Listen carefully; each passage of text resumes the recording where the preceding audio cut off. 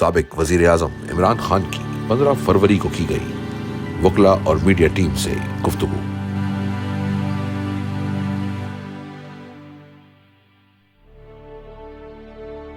رمضان المبارک کے بعد ہم تمام اپوزیشن جماعتوں کے ساتھ مل کر لائحہ عمل بنائیں گے اور ملک گیر احتجاجی تحریک چلائیں گے۔ اس مقصد کے لیے میں نے اپنی مذاکراتی کمیٹی کو رابطوں میں تیزی لانے کی ہدایت کر دی ہے۔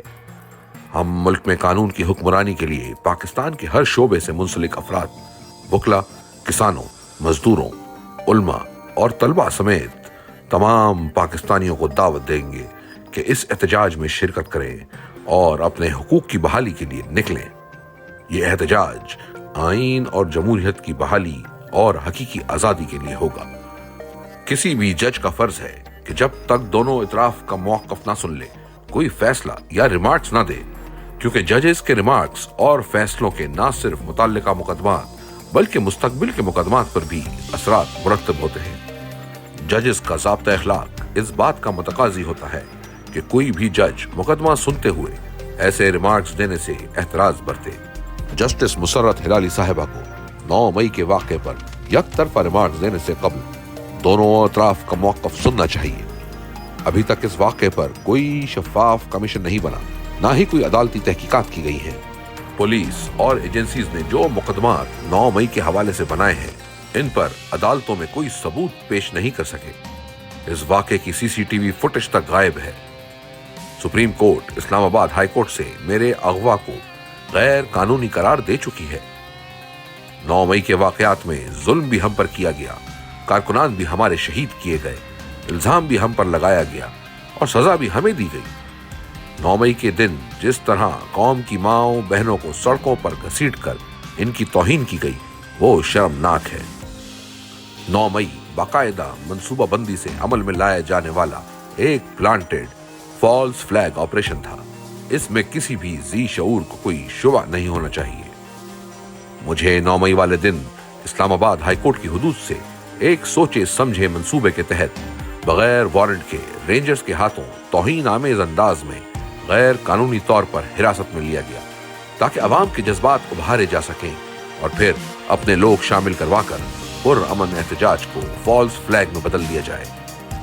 9 مئی سے پہلے ہی ہمارے 10,000 کارکنان کی فہرستیں تیار تھیں جنہیں چند دنوں میں گرفتار کر لیا گیا۔ 9 مئی کی آڑ میں پاکستان کی عوام پر ظلم و فسطائیت کے پہاڑ توڑے گئے، ہمارے لوگوں کو شہید اور زخمی کیا گیا، ہزاروں کارکنان کو غیر قانونی چھاپے مار کر گرفتار کیا گیا، جبری طور پر اغوا اور گمشدہ کیا گیا، لوگوں کو ملٹری حراست میں دے کر تشدد کا نشانہ بنایا گیا۔ ہمارے کئی لیڈران اور کارکنان ابھی تک ان مقدمات میں ناحق پابند سلاسل ہیں۔ 9 مئی کا مقصد تحریک انصاف کو کچلنا تھا اور یہ سلسلہ اب بھی جاری ہے۔ 9 مئی کے جھوٹے بیانی کی آڑ میں لوگوں کے بنیادی حقوق سلب کر کے ان سے جینے کا حق چھینا گیا۔ ملک کی تاریخ میں اس سے پہلے صرف سقوط ڈھاکہ کے وقت کسی سیاسی جماعت کے ساتھ ایسا سلوک کیا گیا تھا کہ عورتوں کی حرمت اور بچوں تک کا لحاظ نہیں کیا گیا۔ ہمارے بارہا مطالبے کے باوجود 9 مئی اور 26 نومبر پر جوڈیشل کمیشن قائم نہیں کیا گیا۔ اگر جوڈیشل کمیشن کا قیام ہو جاتا تو عوام کے سامنے سب حقائق آ جاتے۔ جوڈیشل کمیشن کے قیام کا مقصد ہی یہی ہوتا ہے کہ جن معاملات پر 2 رائے موجود ہوں، ان کی شفاف تحقیقات کر کے اصل حقائق کی روشنی میں مجرمان کا تعین کیا جا سکے۔ ہم 9 مئی کے واقعات کی CCTV فوٹیج برآمد کرنے کا بھی مطالبہ کرتے ہیں۔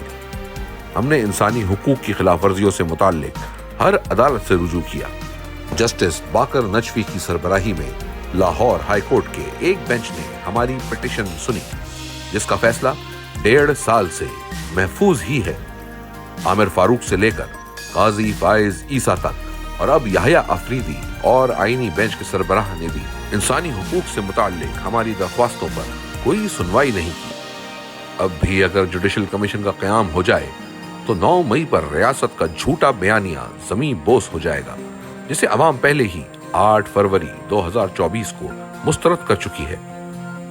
اس ملک کے ہر ادارے پر اس وقت نادیدہ قوتوں کا قبضہ ہے۔ اڈیالہ جیل اس وقت ایک کرنل کے کنٹرول میں ہے جو نہ قانون کی پاسداری کرتا ہے اور نہ ہی جیل مینول کی۔ میرے لوگ دور دراز علاقوں پنجاب، سندھ، کے پی، آزاد کشمیر سے مجھ سے ملنے آتے ہیں، مگر ان کو ملاقات کی اجازت نہیں دی جاتی، جو کہ میرے بنیادی حقوق کی خلاف ورزی ہے۔